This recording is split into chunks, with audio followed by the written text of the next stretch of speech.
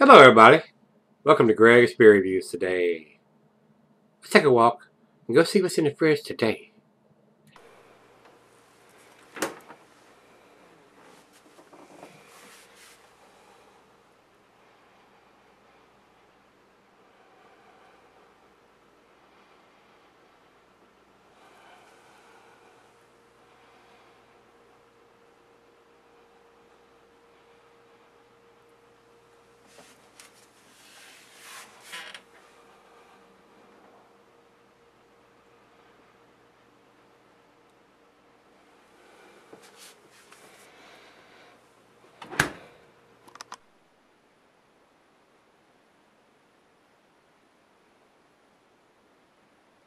Hello everybody, thanks for stopping by today.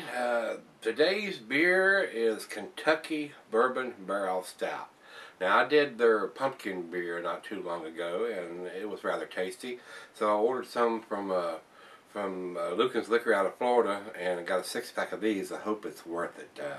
Sometimes you take your chances, and I usually don't buy a whole 6-pack of something that that I've not tried before. But I said the pumpkin was good, so we're going to give the bourbon barrel a shot. So this is an 8%er, I believe, 8% alcohol by volume, stout brewed with coffee and aged in oak barrels with Haitian coffee.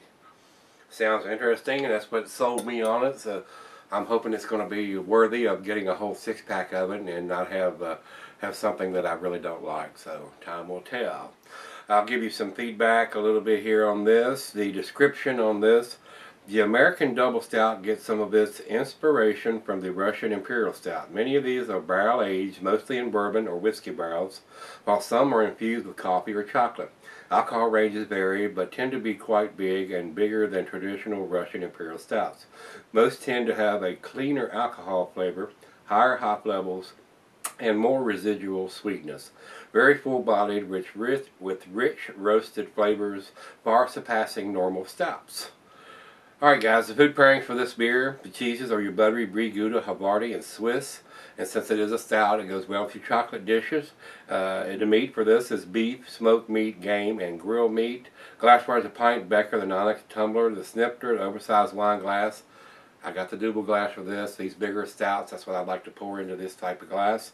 And as far as cellaring, it can be cellared for long periods under the proper conditions, it being an 8%er and being a stout, so you're not going to lose any hoppiness or anything from that. So I think that's all we need to talk about.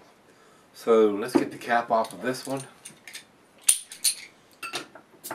and see if it's worthy. Into the glass we go. Let's go down the center on this one, see what we get.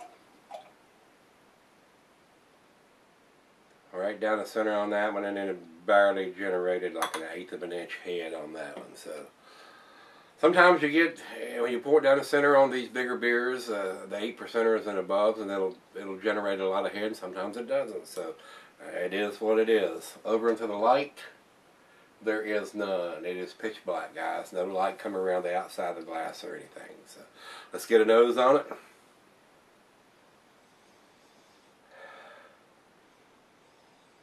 It's rather subdued, so that tells me they're not using brand new barrels to age this in, more than likely. They're recycling the barrels, and they keep putting their version of the beer into the barrel. And as you do that, the bourbon goes away, and you don't get such a big bourbon nose on it. This does not have a big bourbon nose on it. Very surprising, since they have bourbon in the label in big letters like that. So that's not impressive to me. I am getting some coffee and some chocolate. Definitely got the roasted malt in there, so maybe it'll be in the taste and not so much in the nose. Smells very sweet. So let's give it a try, see what we got here, guys. Cheers, everybody.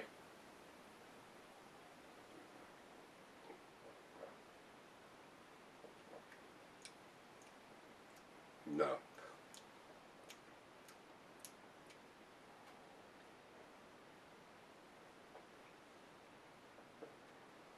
Coffee, roasted malt, maybe a little tobacco in there. Not really getting a lot of dark fruit or anything. Definitely not getting the bourbon. For them to have bourbon on there, even though it's aged in the bourbon barrels, if it's had beer in it 10 or 15, 20 times, the bourbon has basically been it's already came out, and the beer is now saturating the oak barrel. So not getting a whole lot of the bourbon, and we're gonna probably notch them for that.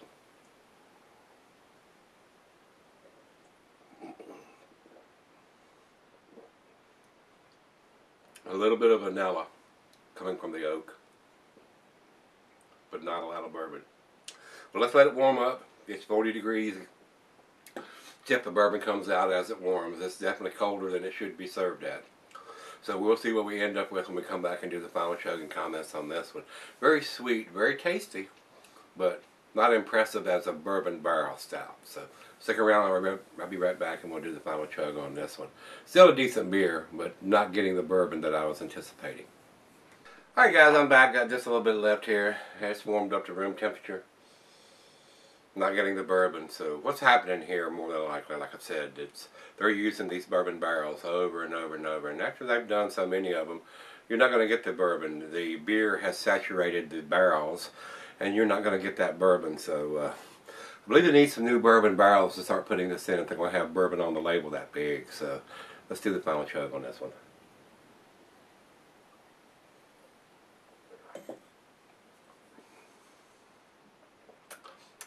And this bottle doesn't have any kind of dating or anything on it either.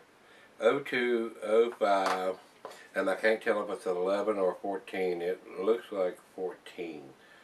So they want you to have this by February 5th, 2014. There's no bourbon in the taste to me. I mean, I'm not getting it whatsoever. It is a good beer. It's a nice stout, but it is not a nice bourbon stout. The bourbon is not in the barrels that they're putting this beer in. So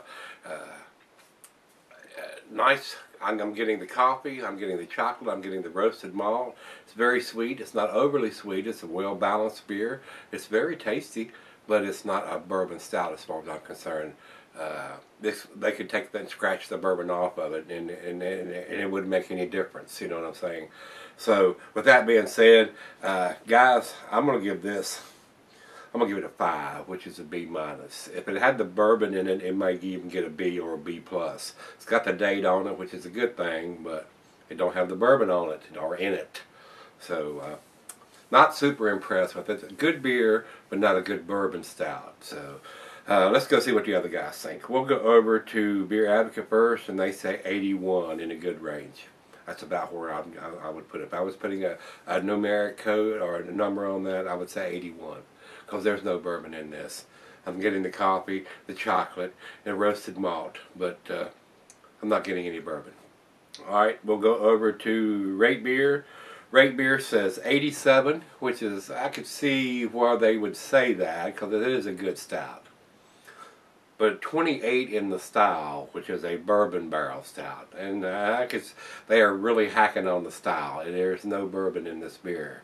The barrels that they're aging in should be chucked, or just used for doing a regular stout, not bourbon barrel stout, because there's no bourbon left in those barrels. So that's what I got to say about this beer. Not getting it. The bourbon is not there, guys. So if you've had this, and give me some comments back on this one, whether you liked it, didn't like it. As always, hit the like button, rate, comment, subscribe. Got plenty of t-shirts if you need one. All sizes from smalls to triple X's. Thinking about ordering some more openers, and the glasses are still in the process. I've got the suppliers, but still working on how I'm going to ship these things. Nobody wants to pay $6 or $5 or $6 for a glass, or even $8 or $9 for a glass, and if you got to pay $15 to ship it to you. So don't want the shipping to be more than the glass. I mean, that's crazy. Unless you're buying 4 of them, it's not practical to be paying more for shipping than you are for what's inside the box. So still working on the shipping process, guys. I've had some comments and some suggestions. I ship out the t-shirts and the openers in the small flat rate box, which only costs like $5.15. The next size up for them in the flat rate box is medium, is between $12 and $15. And that's my problem right now. Not being able to ship a box. It's going to cost you an arm and a leg for $5 to $7 glass. So still working on that part of it, but shirts are plentiful. Give me a shout if you need one, and let's go take a walk and see what's in the fridge tomorrow. See you then.